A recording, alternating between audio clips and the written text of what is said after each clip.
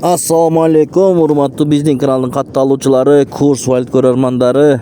Саламатсыздарбы? 13 май 2025. Рубль өсүүдө достор, көрүңүздөр.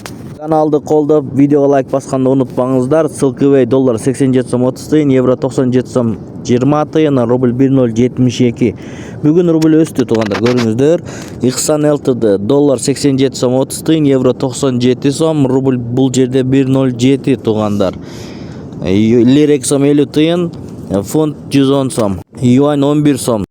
Центр акча алмаштыруу жайында доллар 87 сом 30 тыйын, евро 97 сом 20 тыйын, рубль 107. Көрдүңүздөр да достор.